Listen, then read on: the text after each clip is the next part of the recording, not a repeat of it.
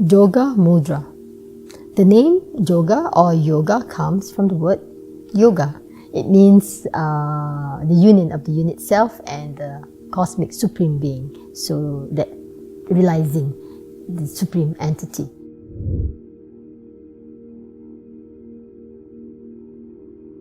So it helps in your yoga practices for sure. This asana is one of the recommended asanas for your regular practice. And this asana is also one of the basic asanas for women to practice because of the effects on our female hormonal glands. And it balances the secretion, thereby it relieves issues relating to menstruation, emotional issues, menopause. It's very, very useful for women conditions of the body. Now, the asana, when you do it regularly, you can see that it gives that flexibility of the spine. It relieves tension of the neck and spine and back and lower back, and it strengthens the nervous system. The way you do it, it massages, relieve tension and strengthen the nervous system. And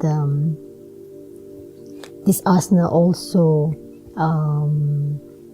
it's very useful for abdominal organs in the abdomen, especially the digestive system, elimination system.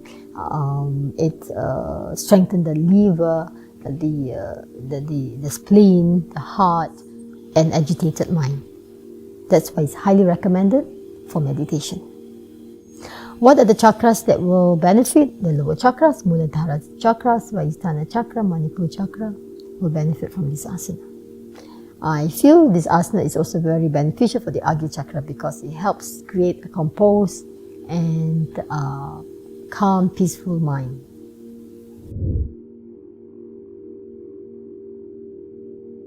What are the contraindications to this pose? Menstruation period, do not do this asana. Take a break from it.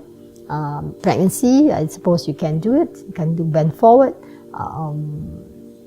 Also, inflammation of the joints, especially of the back. If you have lower back problem, protrusion of these, for example, herniated or bulging, you should surely avoid from this pose.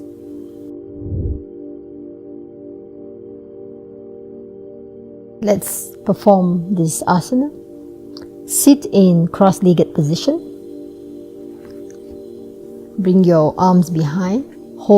Make a fist of these hands. So you want to hold one fist to the other. So you're using the right to hold the left side. Breathing in first, lengthening up. And as you exhale, go forward, engage your abs, core muscles. Closing the gap between your forehead and the floor. Don't rest your forehead on the floor. You can just reach or touch.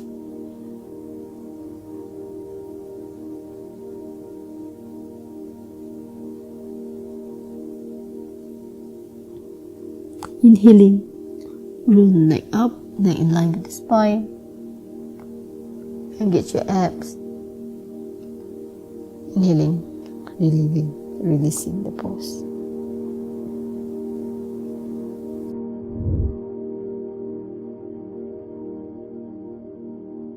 Now, you may bring your feet closer to your knees to get more tension if you wish to, or away, depending how you get into the pose.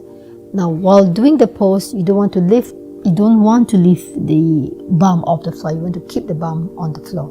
So, some of us may need to put a blanket just to make it comfortable. So you're not coming up. You are reaching both. Otherwise, you may just want to go to the position where you are comfortable at. So again, make a fist. You're making a fist. Inhale, lengthening. Exhaling. So you can go to the position where you are comfortable. If this is a comfortable position, stay there. If this is where you reach, stay there. you see you're engaging, you're pressing into the floor with your, your bum or your thighs, it's on the floor, your legs, your ankles. And as you inhale, pressing down, coming up, using also the arms, the fists to lift you up back to the original starting position. You can use props, of course, blocks if you need to. If the knees do not go to the floor, or blanket, again, you can sit on the blanket or use the blanket to prop you up. Okay, if you're sitting on the chair, you may also do that if it's more comfortable. Some of us may not be able to sit on the floor or may sit on the chair just normally as you would sit on the chair with the feet on the floor. You can also do this pose while sitting on the chair. So these are the variations you can use: inhaling, exhaling. Now, in some cases, you might feel easier if you hunch it a little bit down. If you need to do that, if it's more comfortable. And inhaling, engage your abs. Engage your abs and arms, your abdominal muscles and arms, to pull yourself back to the starting position.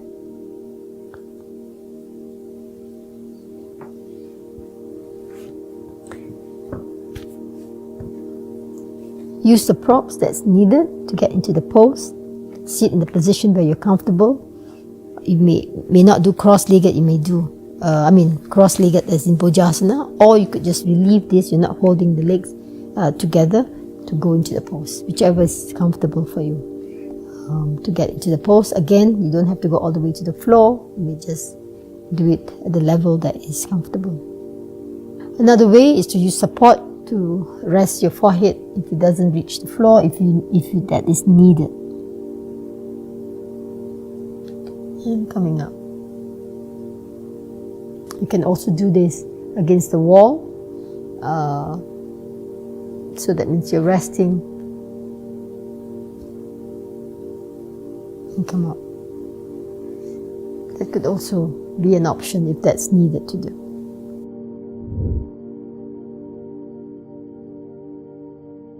What is the count and duration? You do this 8 times, 8 rounds, 8 seconds each time. Of course, you can do less than that if the body needs it. The pose is yoga mudra.